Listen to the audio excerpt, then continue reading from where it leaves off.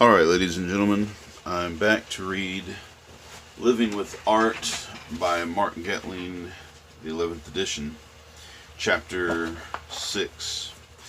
I'm not the best reader in the world, and I mispronounce a lot of the names and places, but I'm just going to do the best that I can.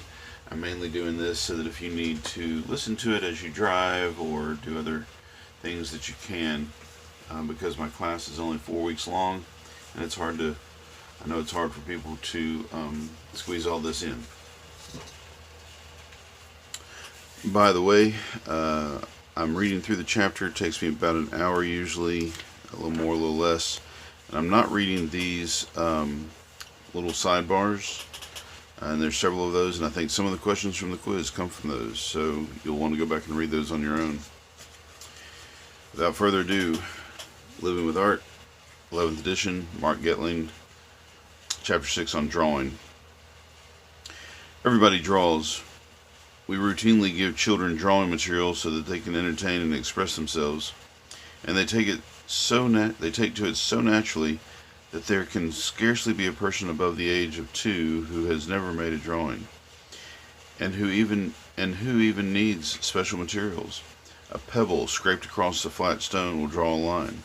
A stick dragged through the snow. The shaft of a feather in the smooth, wet sand. Our fingers on a fogged-up window pane. Even if we have left the habit of drawing behind with our childhood, we retain a familiar connection to it. Perhaps it is this that makes drawings by even the most accomplished artist feel somehow not so far removed from our own experience. This is where we overlap. The drawing on the facing page was executed in pencil on paper, ordinary materials that most of us have close at hand. Working in a beautifully controlled range of values, Shazia Sikander created an image of layered images. In the faintest image, the deepest layer, we can make out an architectural setting, a fragment of a South Asian palace. Before it, a figure, male, it seems, though the head and the torso fade away, is seated on an ornate chair. A woman sits on the floor nearby, and in between them we can distinguish a curled-up cat, an inquisitive rabbit, and a mythical beast, a griffin. Perhaps these are part of a story she is telling him, like Scheherazade. In the next layer, a woman's head and pale bust command our attention. Her hairstyle suggests that she may be a gopi, one of the female cowherds who appear in Hindu mythology as companions and lovers of the god Krishna. In traditional depictions, the gopis gather adoringly around the god.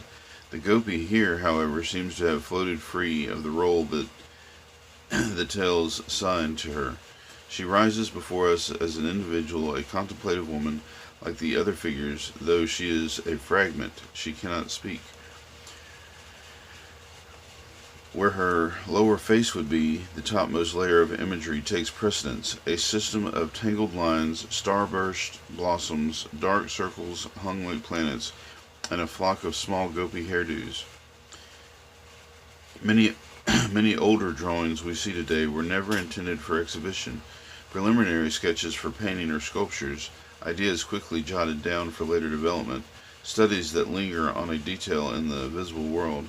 They retain a kind of intimacy that can offer fascinating glimpses into the creative process. Pablo Picasso, mindful of his own legacy, began early on to date and save all his sketches. Thanks to that habit, we have almost a complete visual record of his mind at work. Illustrated here is his first sketch for his great anti-fascist mural, Guernica. For the completed mural, see 3.8. Much changed between this rapidly sketched idea and the final painting, but one essential gesture is already in place.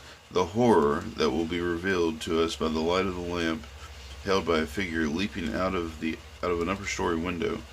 Artists may draw for no other reason than to understand the world around them, to investigate its forms. There is no better exercise in seeing than to take part of the natural world and try to draw it in all its detail. Leonardo da Vinci had the curiosity of the powers of observation of a natural scientist. Some of his sketches served as studies that might find their way into larger compositions, but he also filled notebook after notebook with investigative drawings for their own sake. The drawing here reflects his interest in parallels between the behavior of currents of water and the motions of waving grasses. Young artists looking for fresh territory to explore often received wisdom on its head just to free up some space for themselves. In this spirit, many contemporary artists have turned to drawing as a primary means of expression, producing finished works on a scale that we traditionally associated with paintings. An example is Mark Getein's untitled full-color butterfly. Patiently drawn with colored pencils, the work is just over 6 feet in height. Untitled full-color butterfly 772 is one of a series of drawings that exploit a motif Getlein created by upending two sets of single-point perspective lines and pointing them toward each other. The two vanishing points are never aligned, however one is always higher than the other, and the horizon line, now vertical, is difficult to discern. These subtle adjustments cause a kind of slippage to occur that throws us off balance. The lines that command the edges of the drawing so forcefully radiate from the unstable center where our eyes seek but cannot find a resting point. The drawings we have been looking at are all on paper, a material we associate closely with drawing. Historically, however, many other surfaces have been used to draw on. Among the oldest representational images that we know are on the Paleolithic cave drawings in southern France and in Spain. Some engraved on the cave walls with a handstone, others drawn with a chunk of charcoal. With the development of pottery during the Neolithic era, fired clay became a surface for drawing in many cultures. The durability of fired clay has meant that many examples have survived when works in more perishable materials have not. For example, we know of ancient Greek painting only from literary sources, for not a single example has come down to us. Thanks to the Greek custom of drawing on pottery, however, we have some understanding of what those paintings might have looked like. The Greeks also drew and wrote on papyrus, a paper-like material developed in ancient Egypt that was made from pressed plant stems. Rivaling papyrus was a later invention. Parchment. Made from treated animal skins, it was widely used throughout the Roman Empire and continued as the surface of choice in medieval Europe. The ancient Chinese drew on silk, their special material, and many Chinese artists still do. It is the Chinese, too, who are credited with the invention of paper. Today, artists have a wide array of drawing surfaces and materials to choose from. Some materials have their origins in the distant past. Others were developed more recently. In this chapter, we examine some of the traditional materials that have been used for drawing and the effects they can produce. Then we look briefly at how the most common drawing surface, paper, became a medium in its own right.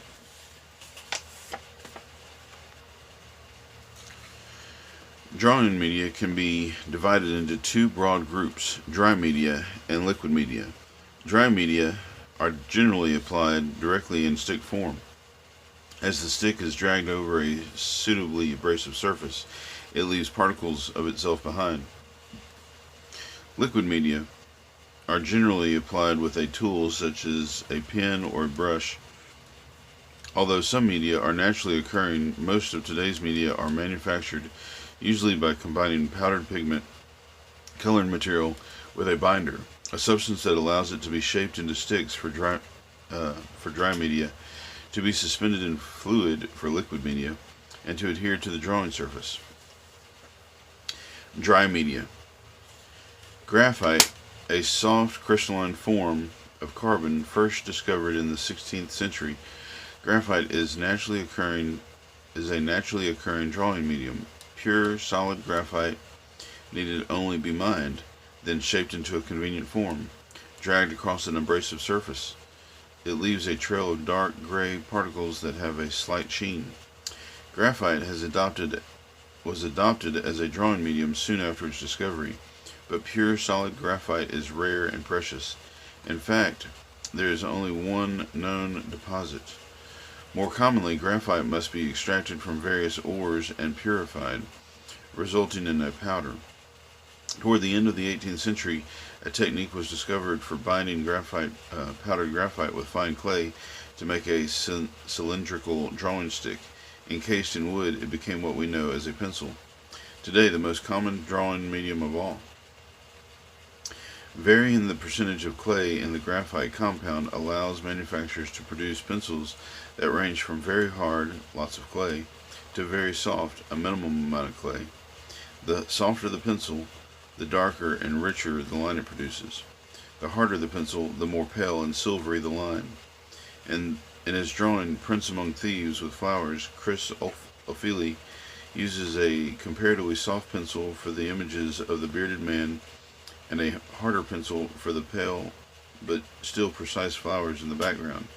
From a standard viewing distance, the lines that define the figures seem to be made of dots, but as viewers draw closer, the dots reveal themselves to be tiny heads, each supporting an afro, a black hairstyle popular during the 70s.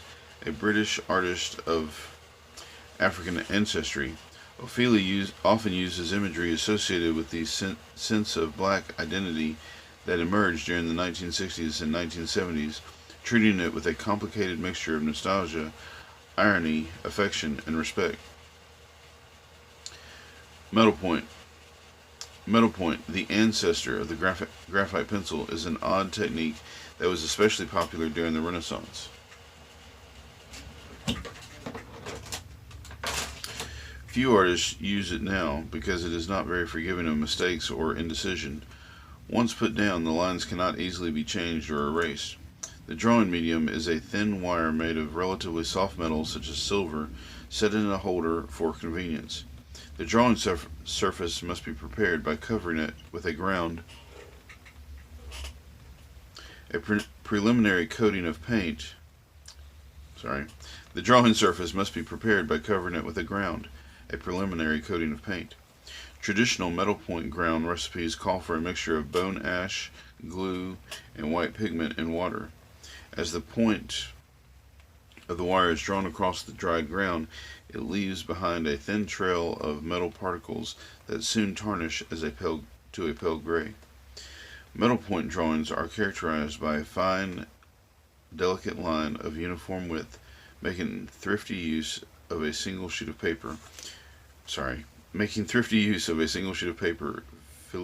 Filippino Lippi drew two figure studies in metal point on a pale pink ground, building up the areas of shadow with fine hatching and cross hatching, the delicately painting in highlights in white.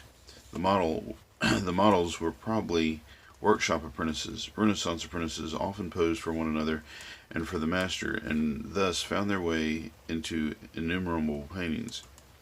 The figure on the left, for example, may well have been incorporated into a painting as Saint Sebastian, who was typically depicted with his arms bound and wearing only a loincloth. Charcoal.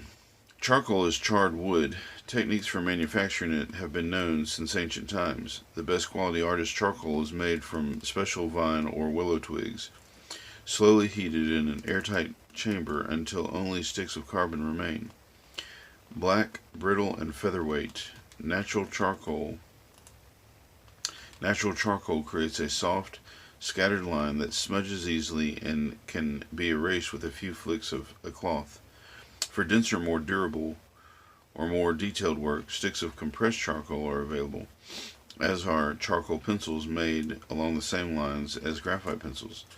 Yvonne Jacquet, 3 Mile Island, Night 1 illustrates well the tonal range of charcoal, deepening from sketchy pale gray to thick lines to thick velvety black.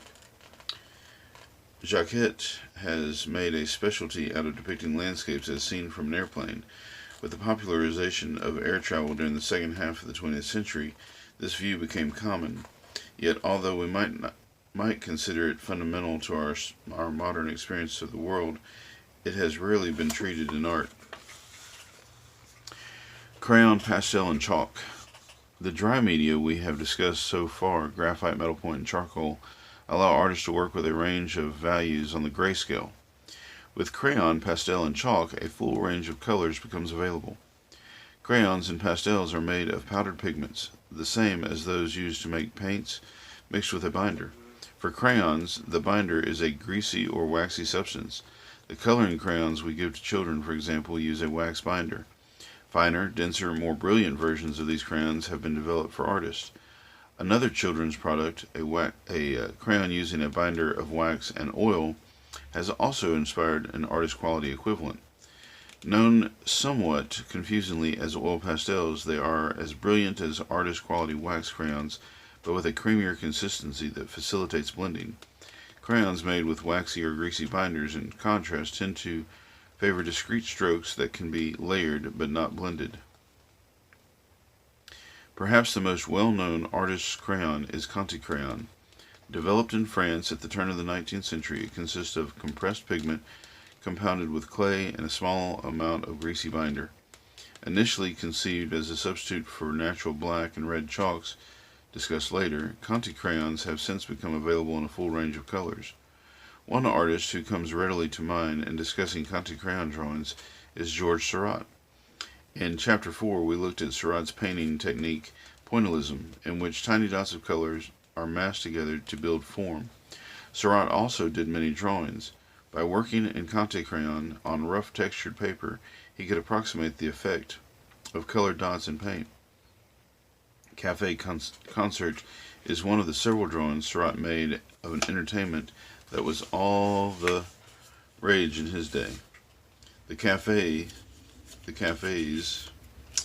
and their performers were condescended to by the serious and snobbish cultural commentators, but ordinary people flocked to them. Artists went as well, attracted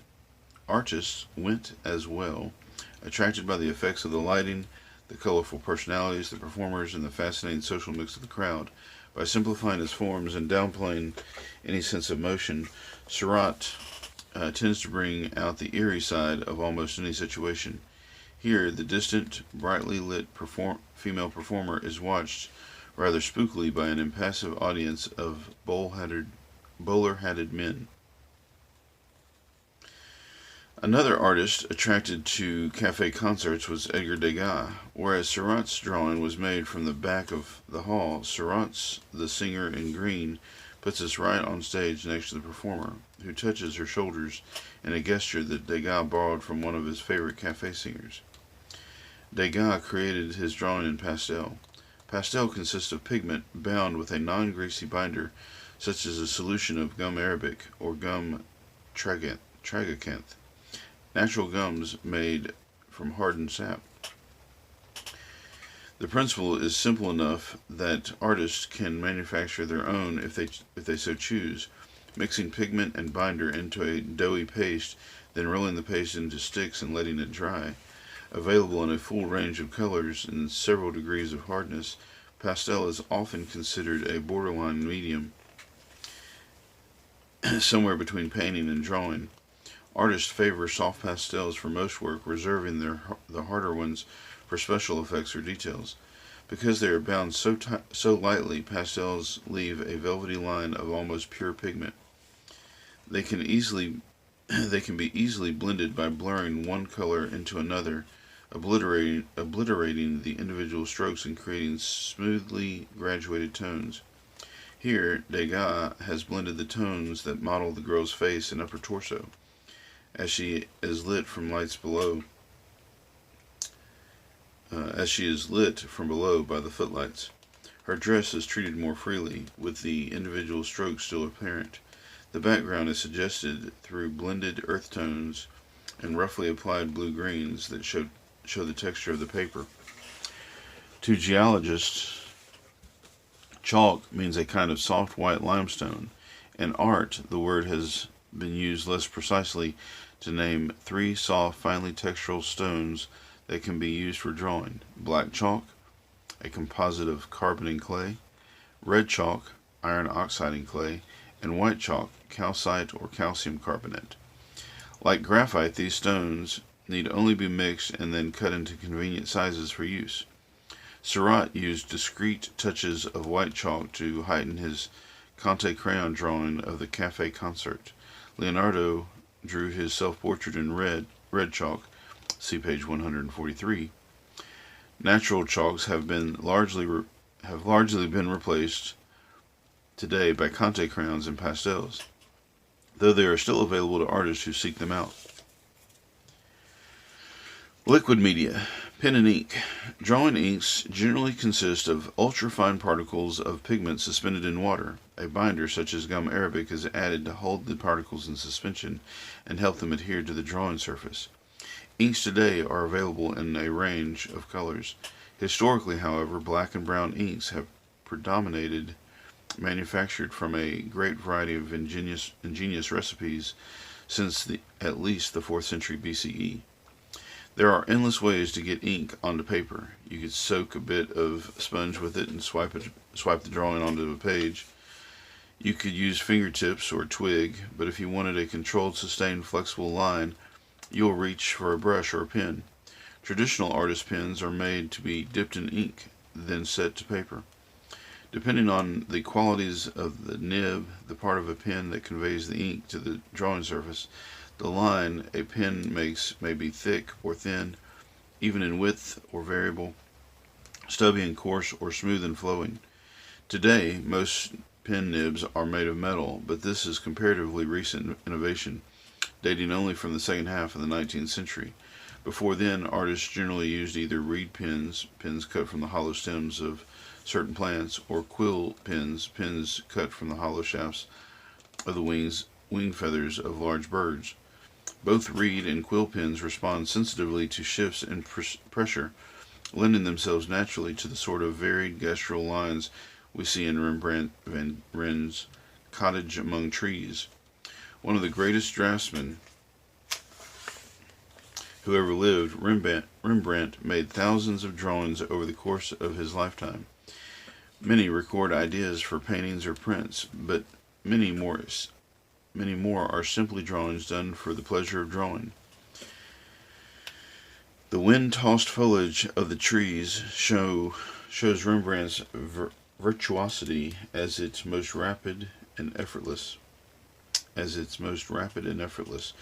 the solid volumes of the cottage were more slowly and methodically built up.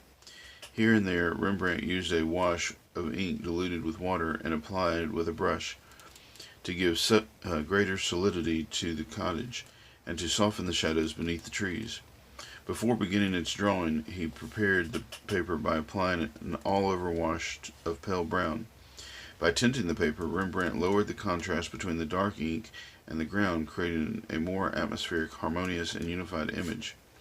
A more recently developed type of ink pen is the rapidograph, a metal-tipped instrument that channels a reservoir of ink into a fine, even unvarying line.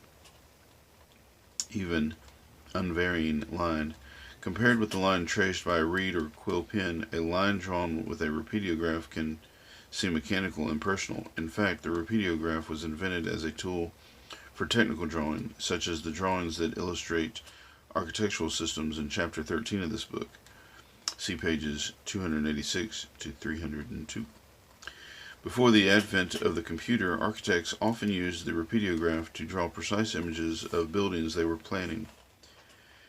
Julie Mourettu purposely evokes the association of the rapidograph with architecture and drawings, such as the untitled example here.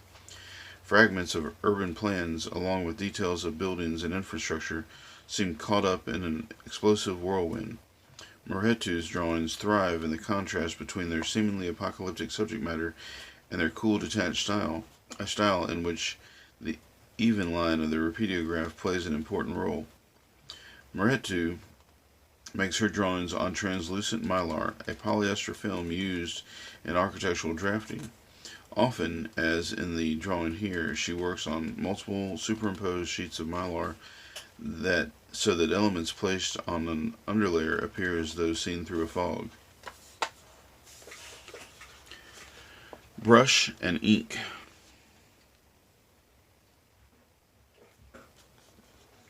The soft and subtle brushes used for watercolor can also be used with ink.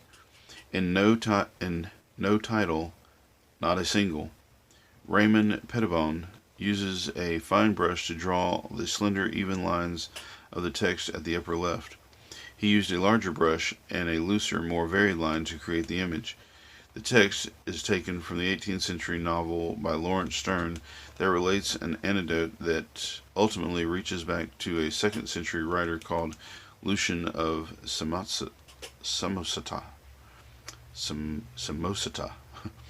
In an essay, Lucian recounts the strange tale of the ancient Greek town Abdera, whose citizens fell under the spell of a play in which the hero pleads with Cupid, the god of love.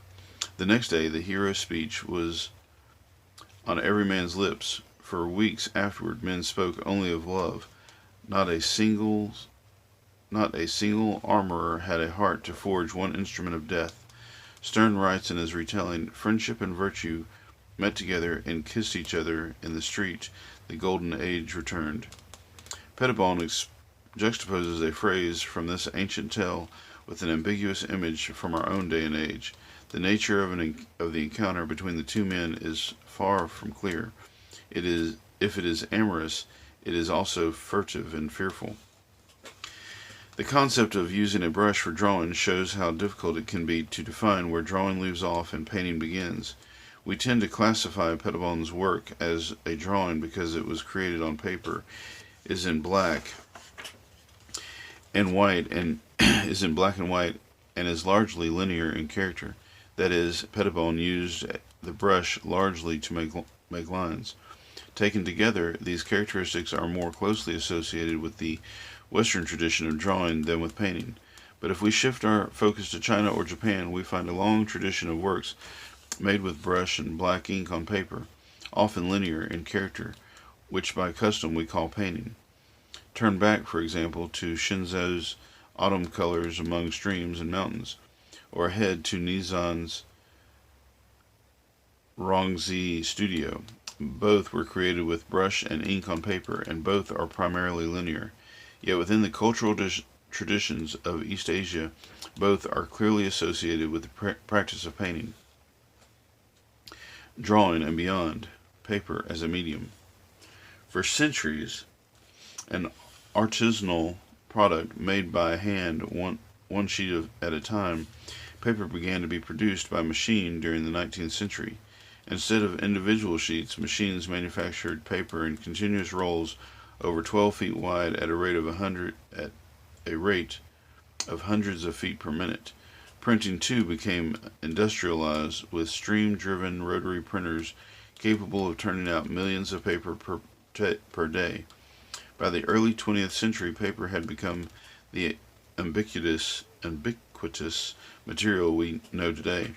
In the form of newspapers, magazines, advertising posters, and other products, it flooded daily life with printed words and images.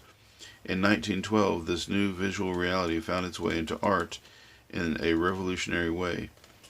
Not through representation, but literally. The first step was taken by Picasso, who pasted a bit of patterned oilcloth onto a painting of a still life. But it was Picasso's friend Georges Braque who later that year began to experiment in earnest with bringing pieces of industrially printed paper directly onto his drawings. Here, rectangular shapes sliced from a newspaper and from a roll of imitation wood grain wallpaper have been incorporated into a charcoal drawing of a cafe table set with a wine glass and bottle. Also pasted onto the drawing is a dark shape, perhaps representing a shadow cut from a piece of painted paper. In a playful gesture, Braque included a razor-shaped advertisement for Gillette safety razors in the center of the composition, drawing our attention to how the work was made. Braque's invention, taken up immediately by Picasso, became known as papier collé, French for pasted paper. A broader term for it is collage, again from the French for pasting or gluing. Whereas papier collé is by definition made of paper, collage does not imply any specific materials. After Picasso and Braque, many artists adopted this method of composing a picture by gathering bits and pieces from various sources. An artist who made very personal use of collage was Romare Bearden, pieced together from bits of photographic magazine illustrations. Mysteries is one of a series of works that evoke the texture of everyday life as Bearden had known it growing up as an African American in rural North Carolina. In Bearden's hands, the technique of collage alludes both to the African American folk tradition of quilting, which also pieces together a whole from the many fragments, and to the rhythms of improvisatory nature of jazz, another art form with African roots. The face on the far left includes a portion of an African sculpture, the mouth and nose. In the background appears a photograph of a train, a recurring symbol in Bearden's work. Trains stand for the outside world, especially the white world. A train was always something that could take you away, could also bring you to where you were, the artist explained, and in the little towns, it's the black people who live near the trains.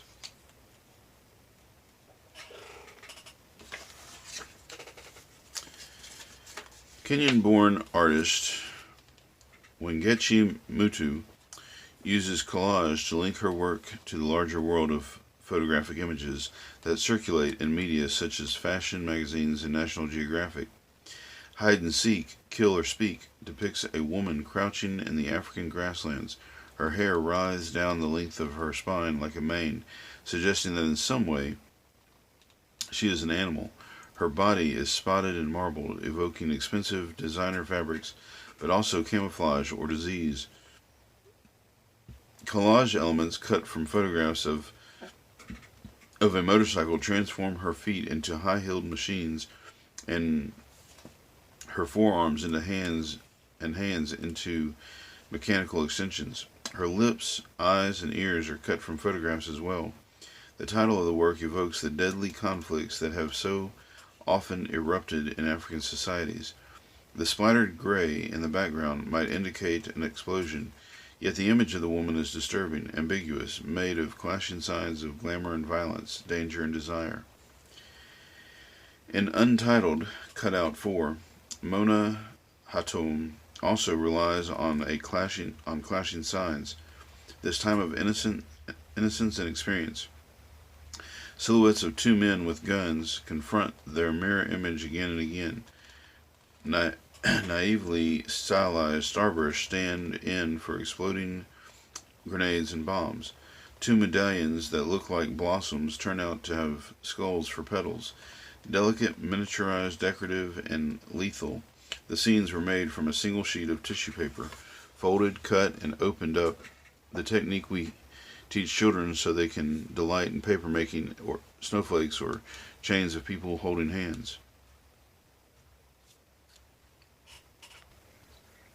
Maya Perlman takes paper into the realm of sculpture. She uses paper to make site-specific installations such as inrush. We can think of Perlman's installations as exploding drawings. She begins by making line drawings in brush and ink on large rolls of paper. Then she cuts out selected areas to make versions of the drawings in positive and negative shapes. She assembles the open work drawings on site to create delicate yet turbulent sculptural forms, often setting them in front of a window so they seem lit from within. For the artist, these drawings and their shadows capture a weightless world of flux, frozen in time, tottering on the brink of being and not being. Easily available, inexpensive, lightweight, ubiquitous, paper has grown from a self-effacing support for drawings to take on a starring role. And that concludes chapter 6. That was a short chapter. I'm usually reading all of these things through in one sitting, so I apologize for all the starting and stopping and all of that. But anyway, that's it for chapter 6. I will see you when you're reading chapter 7 with me. I definitely want to go back and look at some of these pictures. As I'm reading this to you, you should definitely be looking at the pictures. So much interest inside these. So anyway,